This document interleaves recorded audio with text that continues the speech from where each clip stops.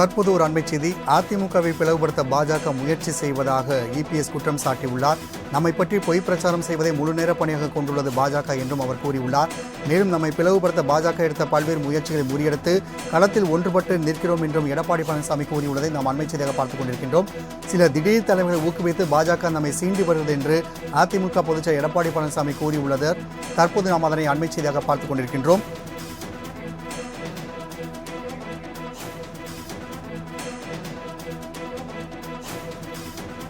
தேர்தல் பிரச்சாரங்கள் களை கட்டியுள்ள நிலையில் தேர்தல் பிரச்சாரங்களில் தலைவர்கள் ஒருவரை ஒருவர் தாக்கிக் கொள்வதும் தற்போது நீடித்து வருகிறது. இந்நிலையில் அதிமுகவை பிளவுபடுத்த பாஜக முயற்சி செய்வதாகவும் நம்மை பற்றி பொய் பிரச்சாரம் செய்வதை வழக்கமாக கொண்டுள்ளதாகவும் பிளவுபடுத்த எடுத்த முயற்சிகளை முறியடித்து களத்தில் ஒன்றுபட்டு நிற்கிறோம் என்று எடப்பாடி பழனிசாமி கூறியுள்ளார். தற்போது நாம் அதனை அண்மை செய்தியாக பார்த்துக் கொண்டிருக்கின்றோம்.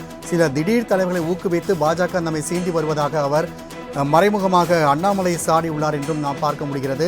நம்மை பற்றி பொய் பிரச்சாரம் செய்வதையே முழு நேர பணியாக பாஜக கொண்டுள்ளது என்று அதிமுகவின் பொதுச் செயலாளர் எடப்பாடி பழனிசாமி கூறியுள்ளதை நாம் அண்மை செய்தியாக பார்த்துக் கொண்டிருக்கின்றோம்.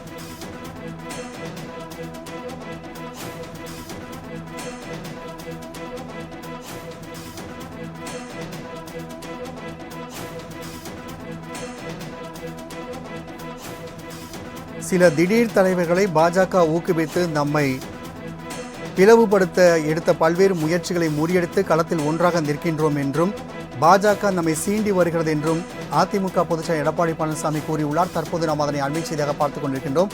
அதிமுகவை பிளவுபடுத்த பாஜக முயற்சி செய்வதாகவும் அத்தகைய முயற்சிகளை முறியடித்து நாம் களத்தில் ஒன்றாக இருக்கின்றோம் என்றும் சில திடீர் தலைவர்களை உருவாக்கி பாஜக நம்மை சீண்டி பார்க்கிறது என்றும் எடப்பாடி பழனிசாமி காட்டமாகவே அறிக்கை வெளியிட்டுள்ளார். தற்போது நாம் அதனை அண்மை செய்தியாக பார்த்துக் கொண்டிருக்கின்றோம்.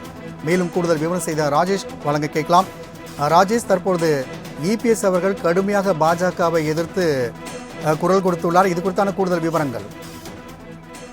அதிமுகவை பொறுத்தவரைக்குமே இரண்டு பிளவுபடுத்தக்கூடிய, அதாவது அதிமுகவில் அடுத்ததாக இந்த தேர்தல் முடிவுகளுக்கு பிறகு அதிமுக என்பது டிடிவி தினகரன் ஓபிஎஸ் கையில் வரும் என்று ஏற்கனவே தேர்தல் பிரச்சாரத்தின் போது அண்ணாமலை தெரிவித்திருந்தார். இந்த நிலையில் தான் பல்வேறு கருத்து கணிப்புகளும் வெளியாகி இருந்தன. அந்த கருத்து கணிப்புகள் அனைத்துமே திமுக கூட்டணிக்கு சாதகமாக இருப்பதாகத்தான் தகவல்கள்லாம் வெளிவந்தம் இருந்தன. இந்த நிலையில் அதிமுக பொதுச் செயலாளர் எடப்பாடி பழனிசாமி தன்னுடைய தொண்டர்களுக்கு ஒரு அறிக்கை ஒன்றை எழுதியிருக்கிறார். அதில் பல்வேறு விஷயங்களை குறிப்பிட்டு மேற்கோள் காட்டி அதை குறிப்பிட்டிருக்கிறார். மேலும் குறிப்பாக தமிழ்நாடு முழுவதும் தேர்தல் பிரச்சார பயணத்தை நிறைவு செய்யும் தருணத்தில் இருக்கிறேன் என்று குறிப்பிட்டிருக்கிறார்.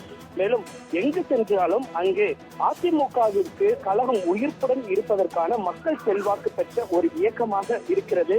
புரட்சித் தலைவர் காலத்திலிருந்து ஒரு எளிய தொண்டனாக தேர்தல் பயணங்களை மேற்கொண்டதற்கும் இந்த முறை கழகத்தின் பொதுச் செயலாளராக தேர்ந்தெடுக்கப்பட்ட நிலையில் தேர்தல் பிரச்சார பணிகளை மேற்கொண்டதற்கும் இடையே மிகப்பெரிய ஒரு வேறுபாட்டை கவனிப்பேன் என்றெல்லாம் அவர் குறிப்பிட்டிருக்கிறார். மேலும் புரட்சி தலைவர் புரட்சி தலைவி தலைமையில் நாம் செயல்பட்டு வந்த போது நம்மை பெற்று சிகரத்திற்கு அழைத்து சென்ற அந்த மாபெரும் தலைவர்கள் இருந்தார்கள். அந்த தலைவர்களின் வழியில் மக்கள் செல்வாக்கை பார்க்கும்போது எதிர்ப்போர் எல்லாம் நமக்கு ஒரு பொருட்டே இல்லை என்று அவர் குறிப்பிட்டிருக்கிறார். மேலும் ஒரு கவலை இல்லாமல் இளைஞரை போல் நாம் தேர்தல் பணிகளை மேற்கொள்ள வேண்டும் என்று அவர் அதிமுகவினருக்கு கடிதம் எழுதியிருக்கிறார். அதே போல ஜெயலலிதா சட்டப்பேரவையில் பேசியதை சுட்டிக்காட்டி இருக்கக்கூடிய அவர் அதிமுகவை பொறுத்த வரைக்கும் நான் உழைத்துக் கொண்டே இருப்பேன் என்று சபதம் ஏற்க வேண்டும் என்றெல்லாம் அவர் தெரிவித்திருக்கிறார். மேலும் உங்களில் ஒருவனாக ஒரு சாதாரண தொண்டனை எந்தவித எதிர்பார்ப்பும் இல்லாமல் கழகத்தினுடைய பொதுச் செயலாளராக அவர் பதவியேற்றுக் கொண்டதை அவர் நினைவு கூர்ந்திருக்கிறார். மேலும் கொள்கை பிடிப்பு என்ன கைமாறு செய்வேன் என்றெல்லாம் அவர் அதில் விளக்கமாக தெரிவித்திருக்கிறார். மேலும் அனைத்திந்திய அண்ணா திராவிட முன்னேற்ற கழகத்தை கலைகள் எல்லாம் புடுங்கி எறியப்பட்டு அருமையான வெள்ளாமைக்கு நாம் தயாராக இருக்கிறோம் என்றெல்லாம் குறிப்பிட்டிருக்கிறார். மேலும் பாரதிய ஜனதா கட்சி தேசிய கட்சியாக இருந்தாலும் மக்களை பிரித்தாலும் சூழ்ச்சியில் இறங்கி நம்மை பற்றி பொய் பிரச்சாரம் செய்வதை தங்களின் முழு நேர தேர்தல் பிரச்சாரமாக்கி கொண்டிருக்கிறார்கள் என்று ஒரு குற்றச்சாட்டை வைத்திருக்கிறார். மேலும் அடிக்கடி பாரதிய ஜனதா கட்சி நம்மை சீண்டி வருகிறது.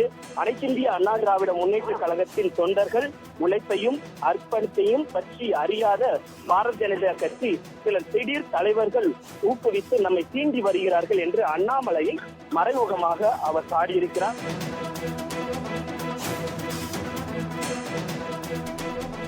ராஜேஷ், தகவலுக்கு நன்றி.